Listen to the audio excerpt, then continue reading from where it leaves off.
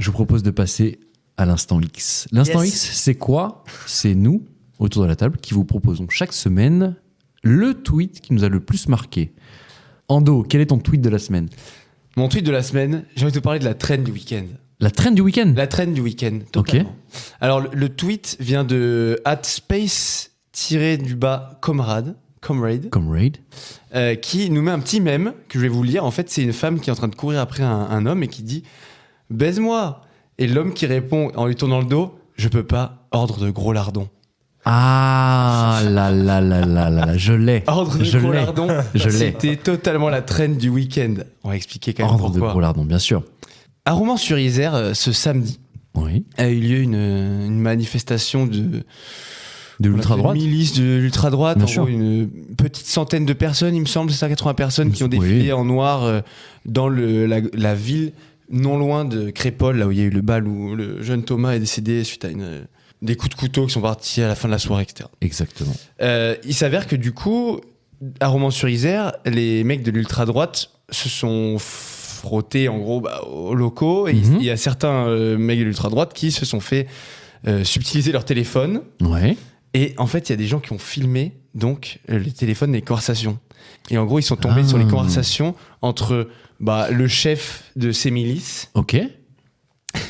Et en fait, du coup, ils ont intercepté ce fameux message où le chef dit « Tournez pas bon sang, tapez pas de bougnoule, cachez-vous ». On rappelle qu'ils sont donc des miliciens d'ultra-droite, le bougnoule. Hein.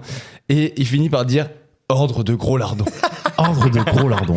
En mode argument d'autorité totale, c'est gros lardon qu'il a dit. Ah ouais. Vous ne bougez plus, faites pas un bruit. Et gros lardon, donc, c'est un super pseudo, ça, putain. C'est incroyable. Un énorme pseudo. Et ça a été la traîne, franchement, à partir de, je crois que c'était samedi soir que c'est arrivé, donc tout dimanche, mais Twitter était rempli de vannes sur gros lardon. Ça m'a refait mon dimanche, quand même. Si, et donc beaucoup de tweets. Gros lardon, on le déteste, voilà, on le dit. Où les gens prenaient en gros ordre de gros lardon et on l'adaptait à plein de situations. Quoi. Ok. Argument d'autorité égale ordre de gros lardon. Pas mal du tout. Zach, ton tweet de la semaine ? Alors mon tweet de la semaine, c'est une belle pépite. C'est quelqu'un qui s'appelle Popézy. Popézy. Ok. Qui a fait un tweet en retweetant un tweet de lui de 2019. Ok. Donc le tweet c'était « Je leur avais donné 3 ans, ils en ont mis finalement 4. » C'est incroyable. J'ai failli prendre ce tweet. Et le tweet de 2019 c'était « Vu la mode des tests ADN en ce moment, je prévois un film dans lequel un type riche de droite découvre qu'il a de la famille pauvre et ou étrangère grâce à un des tests ADN. Ils vont se détester, puis apprendre à vivre ensemble, et puis il y aura Christian Clavier. Je vous donne 3 ans. » Et ça, c'était en 2019. Ah ouais. Et il a retweeté du coup la photo d'un film qui s'appelle Cocorico avec Christian Clavier et Didier Bourdon. On ne choisit pas ses ancêtres et tu vois Christian Clavier avec un test ADN comme ça.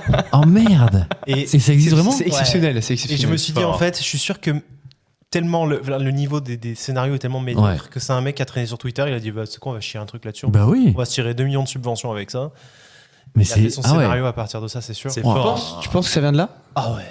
Bah en vrai. Je pense vraiment qu'en fait, il y a des flopées de films comme ça qui sont faits tous les ans. En fait. Bah après, ça dépend du casting aussi. Quoi. En fait, je crois qu'il n'y a même pas d'enjeu. Le mec prédise déjà le film, ça c'est ouf. Mais vu la traîne du moment, pourquoi pas. Et le fait qu'il y ait Christian Clavier dans un délai de 3 ans, il a presque tout juste. Incroyable. C'est très fort. Très très fort. Lux ? À moi. Bah oui, à toi. Bonjour. Ne t'étouffe pas. Le best-of des troubles. Alors, de Lux. Le tweet, il est très court. C'est juste, je suis KO. Mais en fait, c'est 3 screens à la suite qui sont extrêmement drôles. Ah. Je vais vous les décrire. En gros, c'est une dame sur TikTok qui s'appelle Sophie et qui filme son fils qui s'appelle Ruben, qui a 6 ans. Et le film ? Elle le filme. Genre là, il est dans un Wigo. Tu vois. Je reconnais le siège dégueulasse d'un Wigo. et en gros, elle marque Ruben a 6 ans. Je le répète, Ruben a 6 ans. Et là, elle enchaîne les emojis très énervés. Deuxième screenshot. On fait des vidéos. Cela devient pénible d'être obligé de filtrer les commentaires. Ok. Donc, apparemment, il y a une vague de haine. En tout cas, il y a des messages qui se postent sur Ruben. Et là, le premier message, le dernier message, c'est le screenshot des commentaires. Le premier, c'est Ruben est un vrai connard. 1600 likes. Mais qu'est-ce que c'est que ça ? Mais qu'est-ce qu'il a fait, Ruben ? Il y a des gens qui attaquent des enfants de 6 ans, je trouve ça fantastique. C'est incroyable. Mais comment c'est possible ? Mais est-ce que tu as le fond de l'histoire? Est-ce que tu sais ce qui s'est J'ai pas le passé? fond de l'histoire, mais ça me paraît tellement drôle. En gros, c'est une maman qui faisait des Oui. stories Instagram avec son gamin, du L'enfant coup. se fait insulter. Et l'enfant se fait Il insulter. a 6 ans. Les gens n'ont aucune Vous pitié. vous souvenez quand je vous disais que la France était la championne d'Europe des propos injurieux sûr. sur Twitter? Et bah, vous Voilà savez quoi? pourquoi Ça me fout droit, vraiment. Vous J'adore. savez quoi? Je vais enchaîner avec cette thématique. C'est Ruben. Je vais enchaîner avec cette thématique parce que vous le savez. Qui a déclaré cette semaine qu'elle quittait Twitter? Anne Hidalgo. Ah, Voilà. Hidalgo. Voilà, vous l'avez peut-être vu passer. Je vais peut-être pas vous faire toute la déclaration, mais en gros, exactement. Ouais, épargne-nous ça. Et elle dit je quitte Twitter. Un Moi, mon- séisme, hein. Il y a eu une Ah, perte ouais. de l'action en bourse et tout. Mais bien sûr, mais bien sûr. Bah, en vrai, c'est la première fois qu'une grosse personnalité politique française prend une décision de la sorte.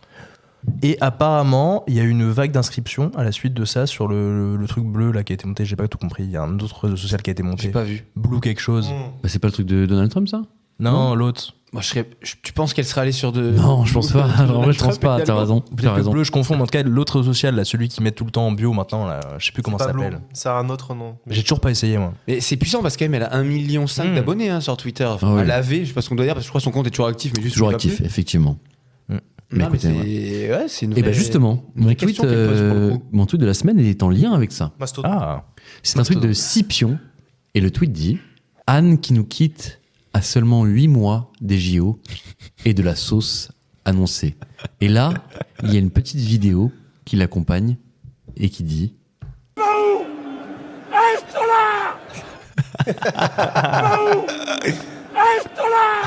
Voilà. Ça, c'est un entraîneur de foot. ça. Exactement. C'est Hervé Renard. C'est Hervé Renard qui, fort. en gros, qui dit tu vas où? Reste là.